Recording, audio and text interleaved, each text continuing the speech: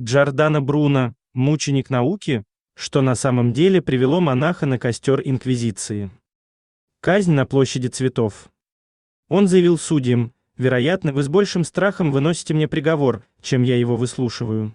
Он сознательно выбрал смерть, отказавшись принести покаяние в ереси. Точнее, сначала согласился, а потом внезапно передумал и выбрал костер.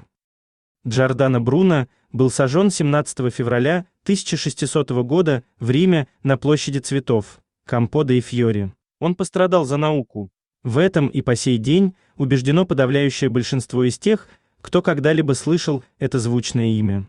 Да, он и правда пропагандировал открытие Коперника.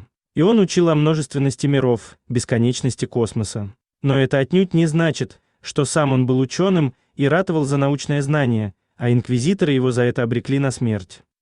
В тексте его приговора нет ни слова о гелиоцентрической системе и о чем-то подобном. А в доносе на него в инквизицию, написанном венецианским аристократом Джованни Мочениго, читаем о том, что Бруно рассказывал своим ученикам.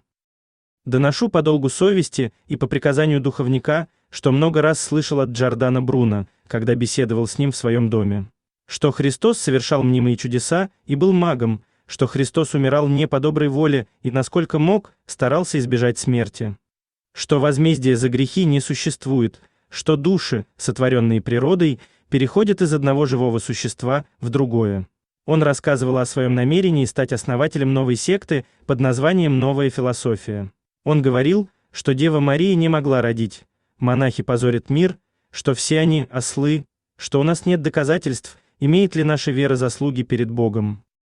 То есть система Коперника являлась для Бруно лишь еще одним подтверждением его идей, из которых он делал выводы, весьма далекие от научных. Мирча Элиаде, один из крупнейших исследователей религиозных традиций разных народов, свидетельствует: энтузиазм, с которым Джордано Бруно приветствовал открытие Коперника, объяснялся его уверенностью в том, что гелиоцентрическая теория таит в себе глубокий религиозный и магический смысл.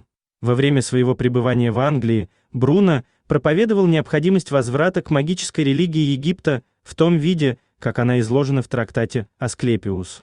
Джордано Бруно чувствовал свое превосходство над Коперником, полагая, что последний, будучи математиком, не понимает своей собственной теории, тогда как он сам способен расшифровать схему Коперника в качестве иероглифа божественных тайн. Однако Джордано Бруно преследовал иную цель, отождествляя герметику с египетской религией, считавшейся древнейшей из всех. Он исповедовал религиозный универсализм, основывающийся на египетской магии. Кем же был этот человек и почему его смерть можно расценивать как знак перехода из одной эпохи в другую? То, что она произошла в 1600 году, который закрывал XVI век и растворял двери в новое столетие, весьма символично. Именно этот год сам Бруно и многие мыслившие в той же парадигме рассматривали как дату мистическую. Сумма семерки и девятки, двух священных цифр, говорила им, что за этим порогом начнется преобразование мира. И в нем Джордано хотел сыграть решающую роль. Он много путешествовал, покинув родную Италию, посещал Францию, Англию, различные земли Священной Римской империи, общался с сильными мира сего. Так в Лондон он отправился из Парижа с рекомендательным письмом от короля Генриха III. И главной его путеводной звездой была мечта о новой реформации, о превращении христианской религии в магическую систему, основанную на тех идеях и символах, которые он считал древнеегипетскими. Именно Египет времен фараонов казался тогда многим интеллектуалам источником истинной мудрости. Они основывались на трактатах, приписываемых Гермесу Трисмегисту. Это было имя высшего посвященного, которого многие вожди Ренессанса считали современником, а то и предшественником пророка Моисея. Корпус философско-магических трактатов, созданных безымянными авторами первых веков нашей эры, с переводами которых познакомились люди эпохи Возрождения, они отнесли к куда более седой древности. И благодаря этому они были легализованы. Получился интересный интеллектуальный кульбит для таких отнюдь не порывавших с христианством людей, как Марсилия Фичино и Пико делла Мирандола. Эти тексты не казались еретическими, поскольку они относили их к периоду, отделенному от первого пришествия Спасителя многими столетиями. И поскольку в них присутствовали идеи, которые казались им предсказанием о его явлении, то мифический Гермес Трисмегист, трижды величайший, казался им равночестным ветхозаветным пророком. Весьма характерно, что этот персонаж даже запечатлен на фреске в соборе Сиены. Создана она была в 1490 году, то есть и некоторые деятели церкви разделяли в то время то же заблуждение. И лишь только во втором десятилетии XVII века эрудит, знаток древних языков Исаак Казабон опровергает ветхозаветную датировку герметических текстов. Он доказывает, что они были созданы в христианскую эпоху, а это означало, что их авторы жили в период ранней церкви и были со всей очевидностью не пророками, а еретиками. Однако к тому времени дело уже было сделано. Героические энтузиасты, одно из творений Бруно именуется героический энтузиазм, более чем за 100 лет, прошедших с начала освоения герметических трактатов, фактически легализовали магию, а следом за ней и каббалу. Сначала, как Марсилия Фичино, они ограничивались изготовлением талисманов с символами планет, дабы привлечь их благотворное влияние. Но затем идут много дальше. Пико делла Мирандола заявляет, у магического акта не будет никакой действенности, если явно или сокровенно он не будет соединен с каббалистическим искусством. Казалось бы, такие высказывания должны были заставить инквизиторов плотно им заняться. Однако он же подчеркивает, какими бы ни были чудесные операции, магическими, каббалистическими или еще какими-либо, они прежде всего должны быть обращены к Богу. И папа Александр VI Борджиа официально одобряет его деятельность. Впрочем, он и сам, как и некоторые его преемники, отнюдь не был чужд магического видения мира. Между тем, Пико делла Мирандола откровенно признается, что практикует вызывание ангелов, и если позволительно, под покровом загадочности, упомянуть во всеуслышание о самых сокровенных тайнах.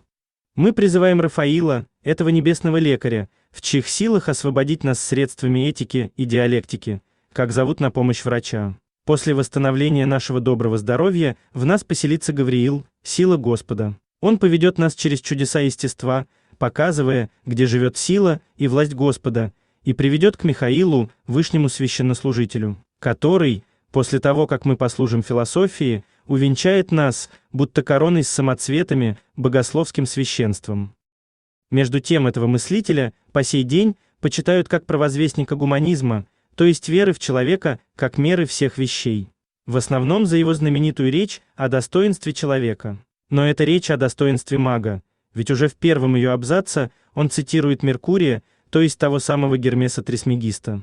Я прочитал, уважаемые отцы, в Писании арабов, что когда спросили Абдалу Сарацина, что кажется ему самым удивительным в мире, то он ответил, что ничего нет более замечательного, чем человек. Этой мысли соответствуют и слова Меркурия: «О Асклепий, великое чудо, есть человек».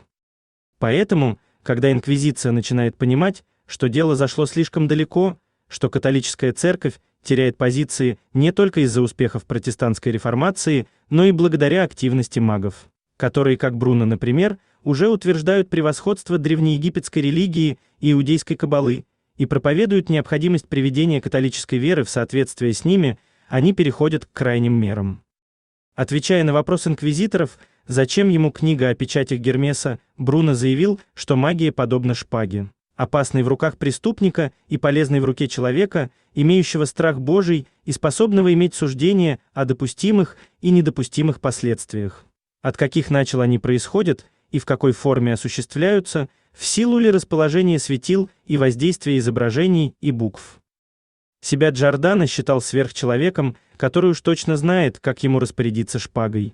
И даже возвращаясь в Италию, где, как он не мог не понимать, сильно рискует, Бруно верил, что сможет убедить папу принять его воззрение на вооружение и начать глобальную реформу церкви в египетском ключе. Его расчет оказался ложным, и за самоуверенность Бруно заплатил жизнью.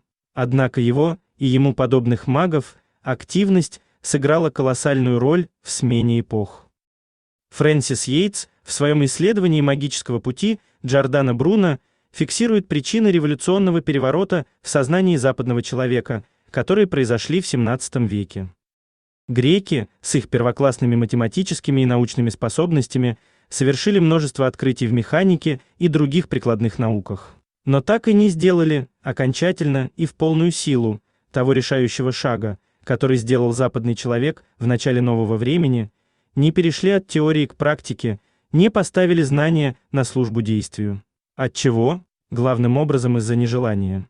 В сущности, греки не хотели действовать. Они считали практическую деятельность низменной и ремесленной, считали ее упадком по сравнению с единственным достойным человека занятием, чисто рациональным и философским созерцанием. В средние века это отношение сохранилось в форме той идеи, что венец философии – богословие, а истинная цель человека – созерцание. Всякое желание воздействовать на природу может вдохновляться только дьяволом. Совершенно отвлекаясь от вопроса о том, могла ли ренессансная магия привести к подлинно научным процедурам, главная заслуга ренессансного мага по отношению к новому времени, по моему мнению, состоит в перемене воли. Воздействие на природу стало достойным и важным делом. Идея, что человек – это величайшее чудо, должен применять свои силы на практике, получила религиозную санкцию и перестала быть противной воле Бога. Именно эта фундаментальная психологическая переориентация, не греческая и не средневековая по духу, и была решающей. Какими были эмоциональные основы нового отношения? Можно предположить, что они лежали в религиозном возбуждении, вызванном обретением герметических сочинений и связанной с ними магии, в бурных чувствах, вызванных каббалой и ее магико-религиозными техниками. Поворот воли в новом направлении начала магия как помощница гнозиса. Но магия открывала двери не только научному мышлению, но и социальной инженерии, продуцируемой революционным сознанием. Новое время станет эпохой, которая поверит в возможность и даже необходимость реализации утопии на практике. И первый такой теоретик и практик утопической революции, Томмазо Кампанелло, начал хождение по мукам ровно за месяц до казни Бруно.